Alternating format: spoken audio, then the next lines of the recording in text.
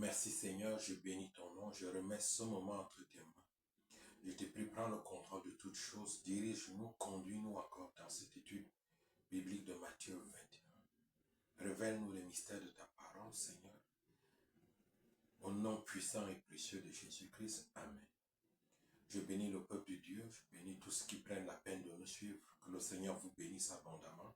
Amen. Pour ceux qui ne me connaissent pas, je suis l'apôtre Enoch du ministère La Joie. Amen. Alléluia. Donc, c'est l'étude biblique et aujourd'hui, nous allons étudier Matthieu 21.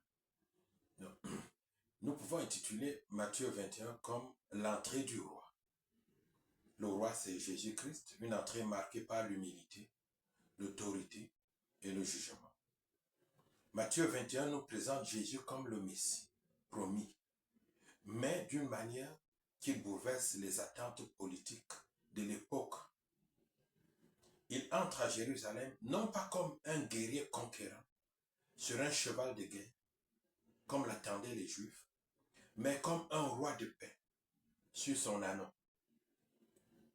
Il purge le temple, affirmant son autorité divine, et enseigne par des paraboles qui mettent en lumière le rejet d'Israël et l'ouverture du royaume aux nations. Ce chapitre nous invite à examiner la nature de notre propre accueil de Jésus-Christ en tant que croyant. Est-il vraiment le Seigneur de nos vies ou seulement une figure religieuse lointaine? Le thème 1 de cette étude peut être intitulé « L'entrée triomphale de Jésus ». Jésus, roi d'humilité et de paix. Il va du verset 1 au verset 11. On peut lire ceci. Lorsqu'ils approchèrent de Jérusalem et qu'ils furent arrivés à Bethphagée, vers la montagne des Oliviers, Jésus envoya 2 disciples en leur disant, allez au village. Trouvez aussitôt une ânesse attachée et un ânon avec elle, détachez-les et amenez-les moi. Si quelqu'un vous dit quelque chose, vous répondrez, le Seigneur en a besoin. Aussitôt, il les laissera aller. Ça, c'est les versets 1 au verset 3. Dans ces 3 premiers versets, Jésus manifeste sa souveraineté et sa connaissance parfaite des événements. Tout est sous son contrôle. Amen. Comme le dit le psaume 24, verset 1, à l'Éternel la terre et ce qu'elle renferme, le monde et ce qu'il habite. Tout est au contrôle du Seigneur, tout est au contrôle de Jésus. Amen. Lorsque Dieu demande quelque chose, il est sage de le lui remettre, car tout lui appartient. Amen. Donc, voilà. Pour continuer, on continue du verset 4 au verset 11. On lit, « Or, cela arriva afin que s'accomplisse ce qui avait été annoncé par le prophète en ces mots. Dites à la fille des Sion, voici ton roi. Viens à toi, plein de douceur, et montez sur une ânesse, sur un ânon, le petit d'une ânesse. » Les disciples allèrent et firent ce que Jésus leur avait ordonné. Ils amenèrent l'ânesse et l'ânon et mirent sur eux leurs vêtements et le firent asseoir dessus. La plus grande partie de la foule étendit ses vêtements sur le chemin. D'autres coupèrent des branches d'arbres et enjonchèrent le chemin. Ceux qui précédaient et ceux qui suivaient Jésus criaient « Hosanna au fils de David, béni soit celui qui vient au nom du Seigneur. Hosanna dans les lieux très hauts. » Lorsqu'il entra dans Jérusalem, toute la ville fut émue et l'on disait « Qui est celui-ci » Au verset 11, la foule répondit « C'est Jésus, le prophète de Nazareth en Galilée. » Ce que nous comprenons de ces versets que nous venons de lire du verset 4 au verset 11, c'est que Jésus accomplit la prophétie de Zacharie. Il vient dans l'humilité. Jésus vient dans l'humilité. Amen. Alléluia. Nous pouvons lire dans Zacharie 9, verset 9. Sois transporté dans l'église, fille de Sion. Pousse des cris de joie, fille de Jérusalem. Voici ton roi vient à toi. Il est assis, victorieux. Il est humble et monté sur un âne. Ça, c'est la prophétie de Zacharie. Lorsque Zacharie annonçait déjà cette entrée triomphale de Jésus à Jérusalem en tant que roi, rempli d'humilité. La foule ici reconnaît Jésus comme le Messie. Mais plusieurs le suivront seulement tant qu'il répondra à leurs attentes. Donc, ceux qui étaient là présentement, ils reconnaissent Jésus pour la plupart comme le Messie. Selon que le dit le psaume 118, verset 26, béni soit celui qui vient au nom de l'Éternel. Amen. L'enseignement que nous pouvons tirer de cette première partie, enseignement concernant le croyant, c'est ceci. Concernant la douceur du roi, Jésus accomplit la prophétie de Zacharie 9, verset 9. Ceci nous fait comprendre que sa royauté n'est pas basée sur la force coercitive, mais sur l'amour sacrificiel. Pour nous suivre, mais sur l'amour sacrificiel, pour nous, suivre ce roi signifie embrasser l'humilité, plutôt que de chercher le pouvoir personnel. Jésus règne avec douceur et vérité. Son autorité s'exerce dans l'humilité. Amen.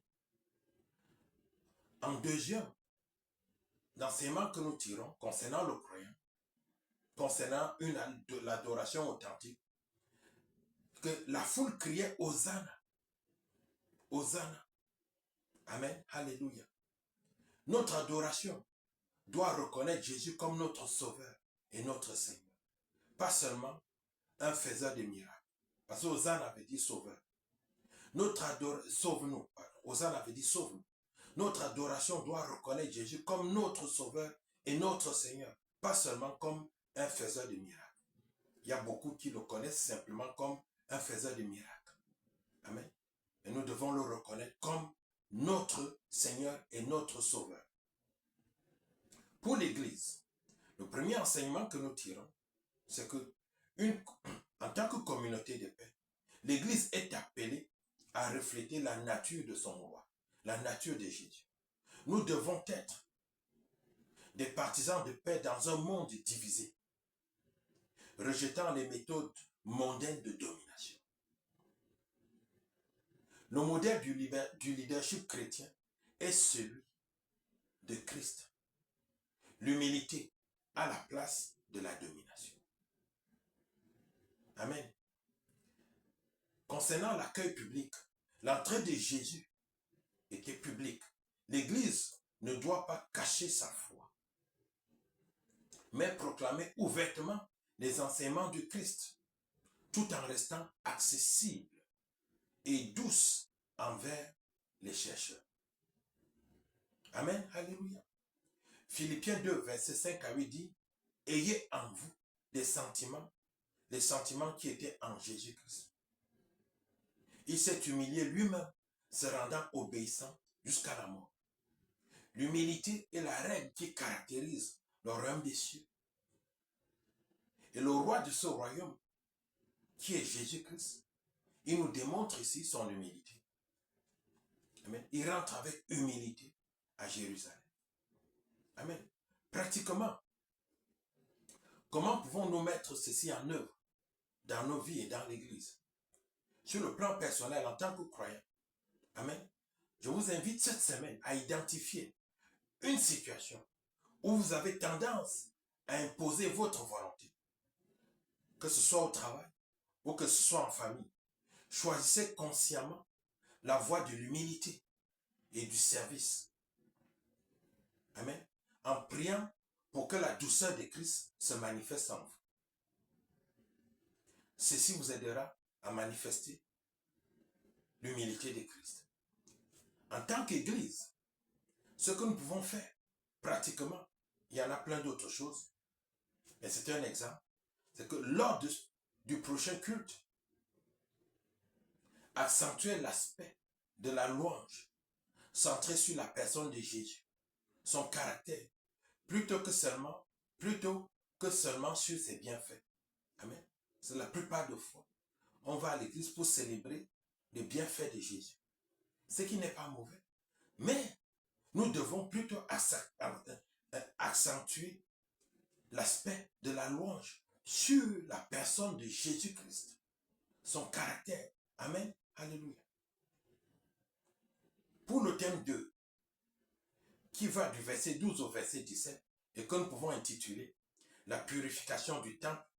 Amen. Alléluia. Ici, on présente la sainteté de la maison de Dieu.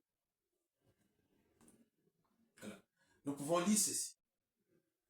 Jésus entra dans le temple de Dieu. Il chassa tout ce qu'il vendait et achetait dans le temple. Il renversa les tables des chargeurs et les sièges des vendeurs de pigeons. Et il leur dit, il est écrit, ma maison sera appelée une maison de prière, mais vous en avez fait une caverne de voleurs. Des aveugles et des boiteux s'approchèrent de lui dans le temple et il les guérit. Les principaux sacrificateurs et les scribes, voyant les merveilles qu'il faisait, et les enfants qui criaient dans le temple, Hosanna au fils de David, furent indignés. Il lui dit, entends-tu ce qu'ils disent? Oui, leur répondit Jésus. N'avez-vous jamais lu ces paroles? Tu as tiré des louanges de la bouche des enfants et de ceux qui sont à la mamelle. Et les ayant laissés, il sortit de la ville pour aller à Béthanie, où il passa la nuit. Ce que nous comprenons de ces versets, c'est que le temple avait été transformé en un centre de commerce. Jésus condamne l'exploitation religieuse de son institution. Jésus condamne l'exploitation religieuse de l'Église. Amen. Après avoir purifié le temple, Jésus y manifeste sa grâce. Lorsque Dieu purifie une vie, il la remplit ensuite de sa présence et de sa puissance. Amen. Alléluia. Les enseignements que nous pouvons tirer de cette deuxième partie, qui parle de l'entrée de Jésus dans le temple, de la purification du temple, amen, alléluia, sont les suivants. Pour le croyant, le corps comme le temple, le corps comme le temple. Si Jésus a purifié le temple physique, combien plus veut-il purifier nos cœurs? Jésus veut purifier nos cœurs, qui sont le temple du Saint-Esprit. 1 Corinthiens 6, verset 9 en témoigne, lorsqu'il dit, ne savez-vous pas que vous êtes le temple de Dieu? Si quelqu'un détruit le temple de Dieu, Dieu le détruira. Nous devons examiner ce qui encombre notre relation avec Dieu et l'ôter, que ce soit les péchés cachés, les distractions ou l'idolâtrie. Le deuxième enseignement pour le croyant, c'est que l'accessibilité concerne l'accessibilité à Dieu. Jésus a chassé les commerçants qui bloquaient l'accès des gentils à la cour des gentils. Parce que ces gens, ils bloquaient l'accès à la cour des gentils. C'est là où ils avaient installé leur commerce. Amen. Donc, ça nous amène à comprendre que Jésus veut que notre cœur, qui est son temple, soit un lieu où lui-même, Jésus et les autres peuvent rencontrer, amen, où lui-même et les autres peuvent rencontrer Dieu sans obstacle. Amen. Alléluia. Jésus veut pouvoir venir dans notre cœur sans obstacle. Amen. Et trouver Dieu dans notre cœur. Et Jésus veut que les autres puissent venir dans notre cœur et trouver Dieu et rencontrer Dieu. Amen. Alléluia. Pour l'Église, les enseignements que nous pouvons tirer, c'est, premièrement, concernant la priorité de la prière. Jésus cite ici Ésaïe 56, verset 7, en disant, qui disait, je les conduirai sur ma sainte montagne et je les réjouirai dans ma maison de prière. La fonction première de l'Église est d'être une maison de prière. Amen. Si nos programmes, nos musiques, ou notre administration, ou toute autre chose entravent la vraie rencontre avec Dieu, nous devons les réformer. L'adoration doit demeurer centrée sur Dieu et non sur les intérêts humains. La maison de Dieu est une maison de prière. Amen. Alléluia. Où on va pour rencontrer Dieu. Le deuxième enseignement concerne l'inclusion des marginaux. Jésus a accueilli les aveugles et les boiteux que les religieux rejetaient. L'Église doit être un refuge pour les blessés, les exclus, et les faibles et les malades. Pas un club pour les parfaits, comme on a tendance à voir aujourd'hui, surtout dans l'Église évangélique. L'exemple pratique pratiquement, comment pouvons-nous appliquer ceci dans nos vies en tant que croyants et en tant qu'Église? En tant que croyant, je vous invite à prendre 30 minutes chaque jour, cette semaine et les semaines qui suivent, pour prier sans liste de demandes, sans aller au Seigneur pour demander des choses, simplement pour adorer Dieu et rechercher sa présence, pour adorer Dieu pour ce qu'il est et rechercher sa présence. Amen. Alléluia. En tant dans l'Église, en tant qu'Église, Amen, Alléluia, l'Église doit évaluer l'ambiance de votre lieu de culte. Chaque Église doit évaluer l'ambiance de son lieu de culte. Est-il accueillant pour quelqu'un qui traverse une crise ou qui se sent indigne? Mettre en place des équipes d'accueil formées à l'empathie et à l'écoute. Amen, Alléluia. Le thème 3 parle du figuier stérile. Amen. Et ici, nous décrit la nécessité du fruit spirituel dans la vie du croyant. Et il va des versets 18 à 22. Et on dit ceci. Le matin, comme il retournait à la ville, il eut faim. Voyant un figuier sur le chemin, il s'en approcha. Mais il n'y trouva que des feuilles. Il lui dit, que jamais fruit ne naisse de toi. Et à l'instant, le figuier sécha. Les disciples qui virent cela furent étonnés et dirent, comment ce figuier a-t-il séché en un instant? Jésus leur répondit, je vous le dis en vérité, si vous aviez de la foi et si vous ne doutiez point, non seulement vous feriez ce qui a été fait à ce figuier, mais quand même vous diriez à cette montagne, ôte-toi de là et jette-toi dans la mer, cela se ferait. Tout ce que vous demanderez avec foi, par la prière, vous le recevez. Amen. Alléluia. Comment comprendre ces versets? C'est que le figuier symbolise Israël religieux. Beaucoup d'apparence, peu de fruits spirituels. Beaucoup d'apparence, peu de fruits spirituels.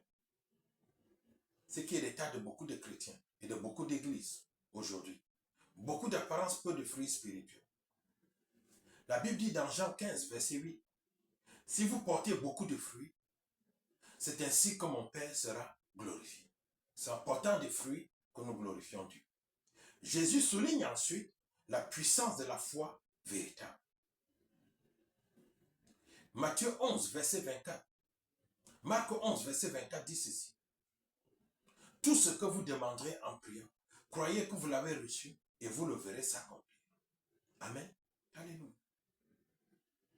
Les enseignements que nous pouvons tirer de ce troisième partie, amen, qui parle du figuier maudit, c'est pour le croyant, concernant la foi.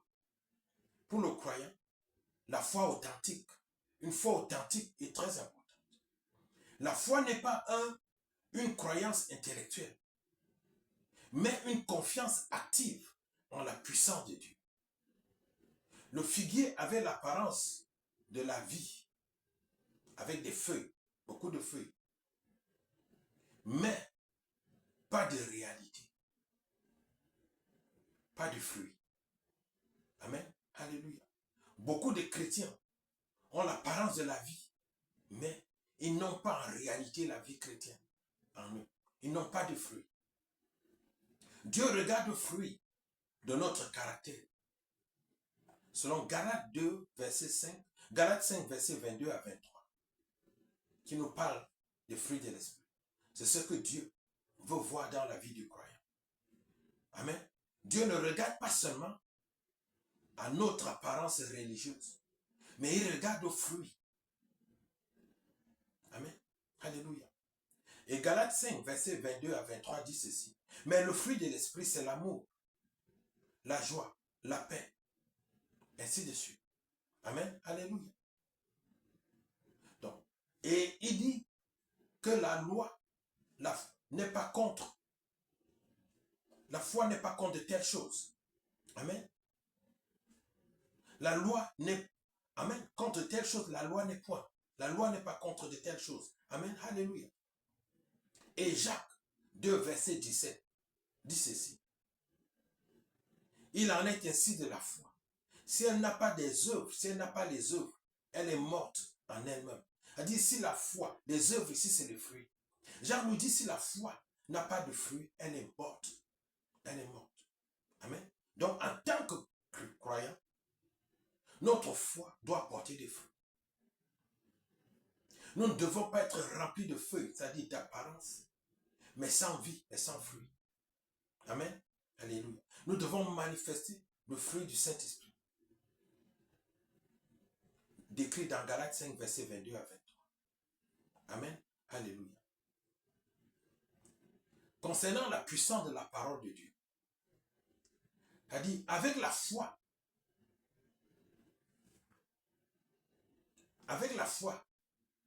nous comprenons qu'avec la foi, nos paroles et nos prières ont un impact réel. Cependant, cette promesse est liée à la volonté de Dieu et à une foi pure, sans doute ni hypocrisie. Amen. Alléluia. Donc avec la foi, nous pouvons faire des choses extraordinaires. Mais toujours, nous ne devons pas oublier que cette promesse est liée à la volonté de Dieu. Si c'est la volonté de Dieu. Amen. Et à une foi pure, sans doute et sans hypocrisie. Jacques nous a dit que celui qui doute, qui n'espère rien obtenir de Dieu. Les enseignements que nous pouvons tirer pour l'Église, c'est concernant le danger et l'hypocrisie collective. Amen. C'est que une Église peut avoir une belle façade, de beaux programmes, des bâtiments, de beaux bâtiments, une grande foule, mais être spirituellement stérile. Dieu cherche le fruit, c'est-à-dire des vies transformées, de l'amour concret, des disciples faits. Amen, alléluia. Dieu n'est pas dans les apparences, mais dans les fruits. Jacques 2, verset 17 dit, il en est ainsi de la foi. Si elle n'a pas les œuvres, elle est morte en elle-même. Donc si notre foi ne porte pas les fruits que Dieu attend de nous, c'est une foi morte. Amen. Alléluia. Le deuxième point pour l'Église, c'est que la prière concerne la prière de foi. L'Église doit être une communauté qui prie avec audace, croyant que Dieu peut déplacer les montagnes. Amen. Les montagnes ici, c'est les obstacles qui nous paraissent impossibles. Dieu peut déplacer les montagnes pour l'avancement de son royaume. Donc, en pratique, comment mettre ceci en pratique. Donc, quelques exemples pour voir comment mettre ceci en pratique. Donc, personnellement, examine ta vie en tant que croyant. Y a-t-il des domaines où tu donnes l'impression d'aller bien, c'est-à-dire tu as beaucoup de fruits, mais il n'y a pas de changement réel, il n'y a pas de fruits. Confesse-le à Dieu.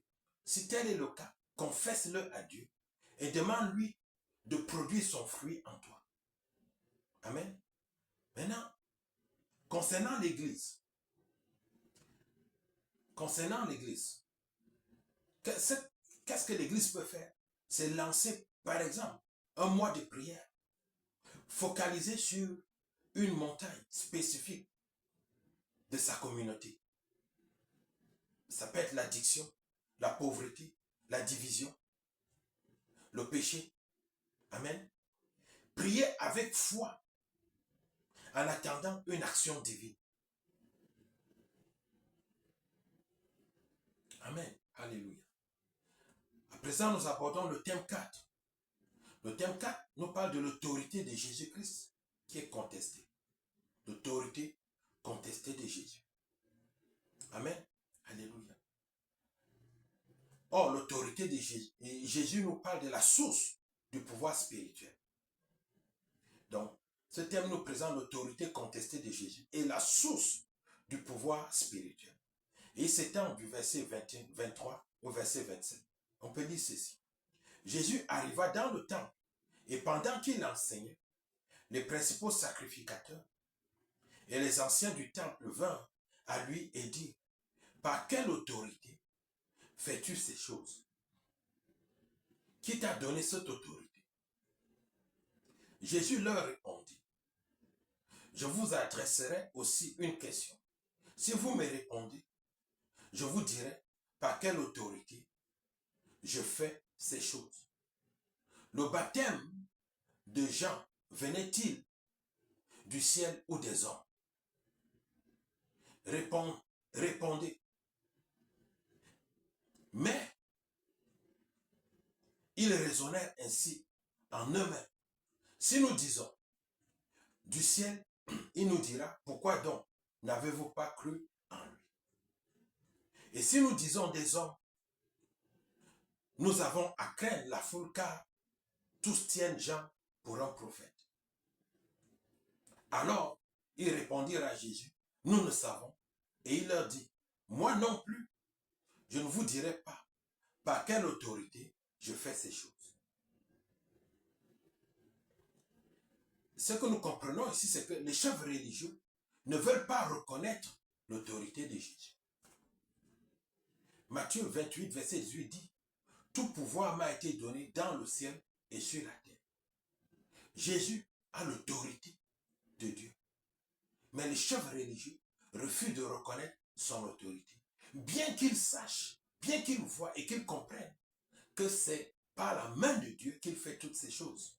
Ils refusent de reconnaître son autorité comme ils ont refusé de reconnaître que Jean-Baptiste venait de Dieu. Amen. Les enseignements que nous pouvons tirer de ce thème 4 pour le croyant, premièrement, c'est le discernement spirituel. Les chefs religieux posaient une question piège à Jésus. Non pour savoir la vérité, mais pour piéger Jésus. Nous devons garder un cœur sincère qui cherche vraiment à connaître Dieu, pas juste à gagner des débats théologiques. On voit beaucoup de chrétiens qui discutent aujourd'hui pour gagner des débats théologiques. Ce n'est pas ça la question. Notre préoccupation doit être de poser des questions sincères qui cherchent vraiment à connaître Dieu. Amen. Le deuxième enseignement pour le croyant concerne l'autorité de Christ. Jésus ne justifie pas son autorité devant ceux qui rejettent déjà la vérité, la révélation précédente. Amen. Jésus ne justifie pas son autorité devant ceux qui rejettent déjà sa révélation. Amen. Parce qu'en rejetant Jean-Baptiste, il rejetait déjà la révélation de Jésus. Amen. Son autorité vient de Dieu. L'autorité de Jésus vient de Dieu. Et elle est reconnue par ceux qui ont des oreilles pour entendre. Amen, alléluia. Et puis troisièmement, le croyant doit se soumettre à l'autorité de Christ. Le croyant doit se soumettre à l'autorité de Christ. 1 Pierre 3, verset 15 dit ceci. Mais sanctifiez dans vos cœurs Christ le Seigneur, étant toujours prêt à vous défendre avec douceur et respect, devant quiconque vous demande raison de l'espérance qui est en vous. Amen. Alléluia. Alléluia.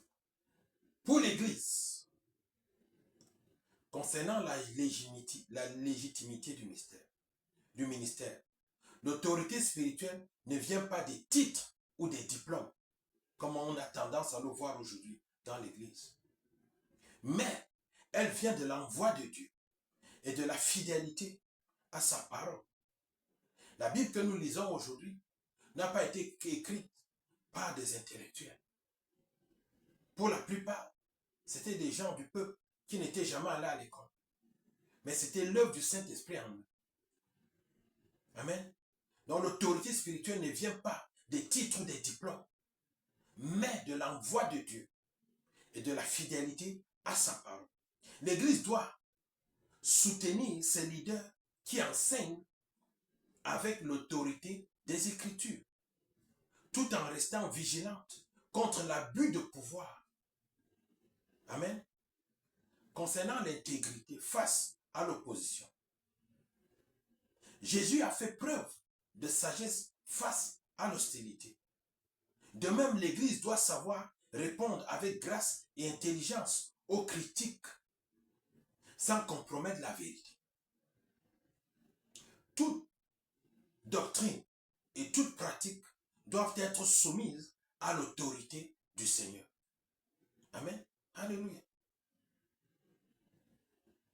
Donc, en pratique, je vous invite personnellement, en tant que croyant, lorsque vous êtes défié dans votre foi, rappelez-vous que votre assurance vient de votre relation avec Jésus-Christ, pas de vos propres arguments. Priez pour la sagesse avant de répondre. Amen. Pour l'Église, j'invite l'Église à former les membres à l'apologétique douce. Amen. Organiser des ateliers sur comment partager sa foi avec respect, éclaté dans un contexte sécularisé.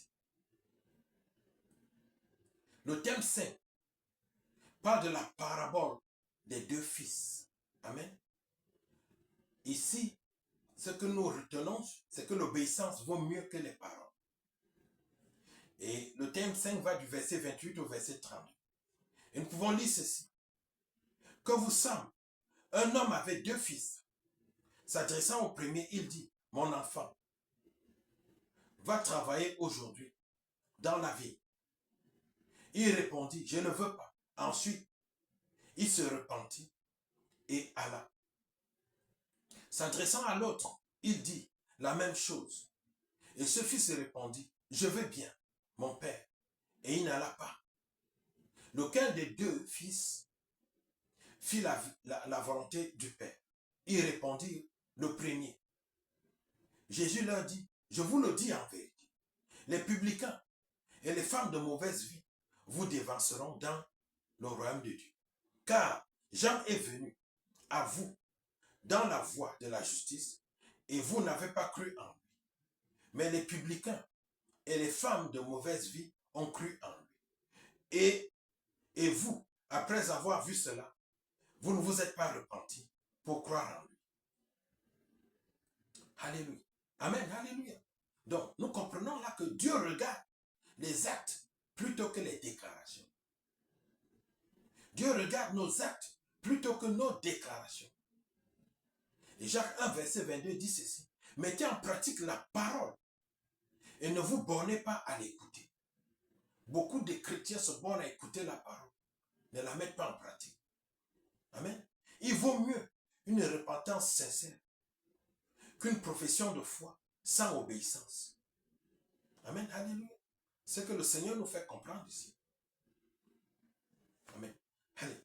Donc, les enseignements que nous tirons de cette partie, pour le croyant, c'est que concernant la repentance, elle doit être réelle.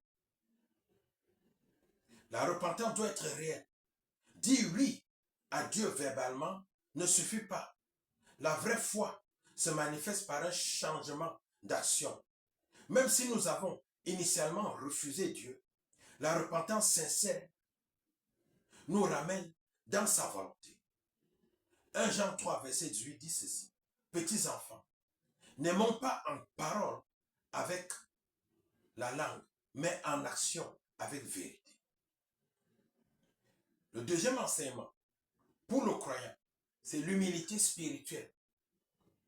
Les pécheurs notoires, les publicains, ont accepté le message de Jean-Baptiste parce qu'ils savaient qu'ils avaient besoin de grâce. Amen. Ne laissez pas l'orgueil religieux vous empêcher de reconnaître votre besoin de salut. Les religieux en Israël étaient remplis d'orgueil, étaient devenus remplis d'orgueil, au point où ils ont refusé d'accepter la vérité. Ils ont refusé d'accepter le salut à cause de leur orgueil. Amen.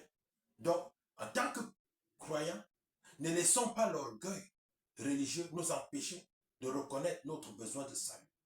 Luc 18, verset 14 dit, je vous le dis, cet homme publicain, c'est-à-dire le publicain qui priait dans le temple, descendit dans sa maison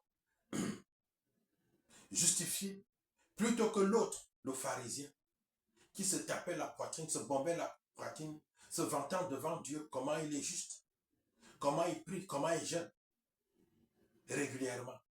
Mais le publicain, qui se reconnaissait comme pécheur, s'est humilié pour demander pardon à Dieu, sincèrement, en espérant que Dieu allait le changer. Amen. L'humilité est la règle d'or du royaume de Dieu. Amen. Alléluia. Et le publicain, descendu chez lui, étant justifié, c'est-à-dire étant pardonné, lavé, purifié, plutôt que l'autre. L'orgueil est un obstacle au salut. Pour l'Église, l'accueil des repentis, concernant l'accueil des repentis, l'Église doit être le lieu où ceux qui ont échoué peuvent trouver la restauration.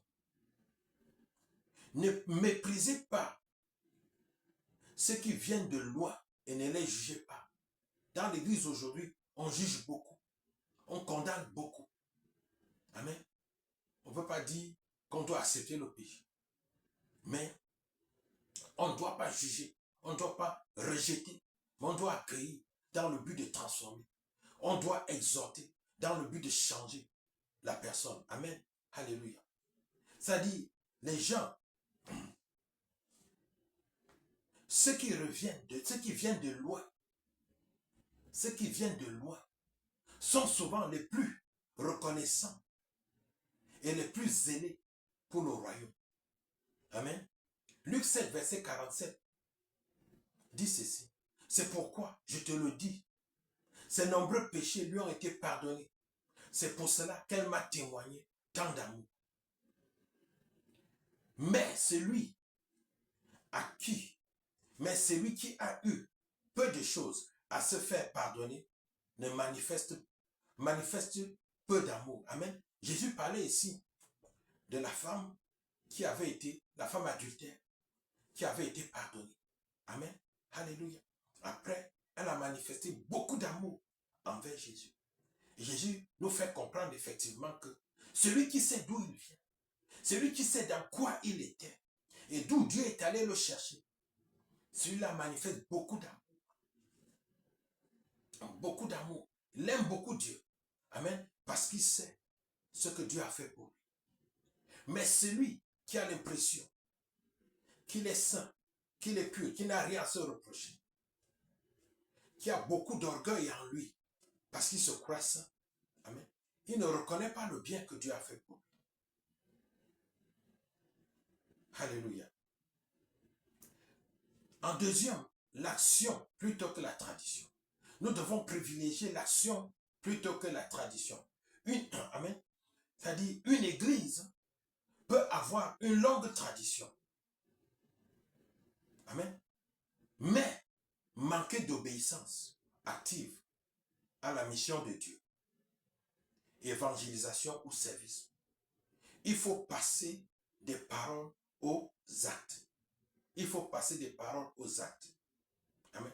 Les églises, dans les églises aujourd'hui, on parle beaucoup, on prêche beaucoup, on dit beaucoup de choses, mais on ne fait pas vraiment le service de Dieu, comme Dieu nous a commandé de le faire.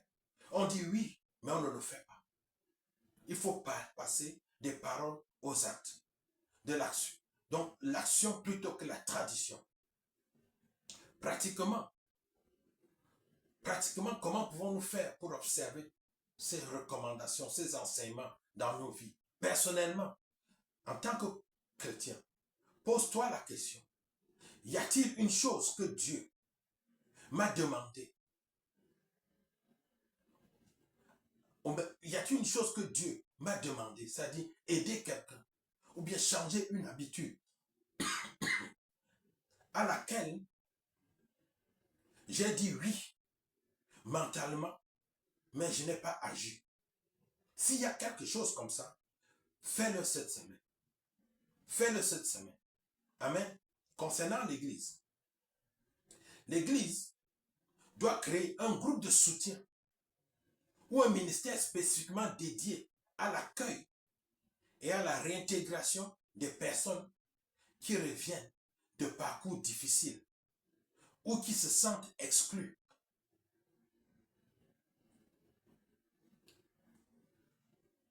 Le thème 6 parle de la parabole des vignerons. Amen. La parabole des vignerons et de l'homicide. De l'homicide.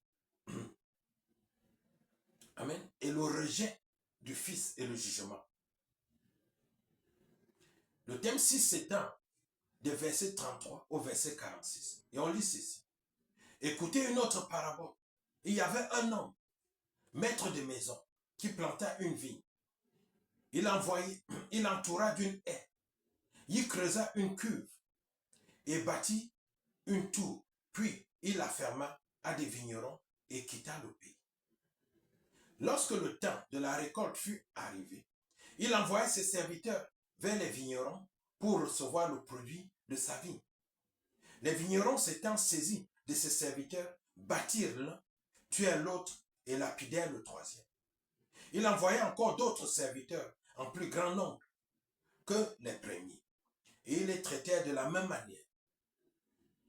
Enfin, il envoya vers eux son fils, en disant, ils auront du respect pour mon fils. Mais les vignerons, voyant le fils, dirent entre eux, voici l'héritier, venez, tuons-le, et emparons-nous de son héritage. Et ils se saisirent de lui, le jetèrent hors de la vigne et le tuèrent. Maintenant, lorsque le maître de la vigne viendra, que fera-t-il de ces vignerons? Ils lui répondirent, il fera périr misérablement ces misérables. Et il affermera la vigne à d'autres vignerons qui en donneront le produit en son temps. Jésus leur dit, n'avez-vous jamais lu dans les Écritures, la pierre qu'ont rejeté ceux qui bâtissaient est devenue la principale de l'âme?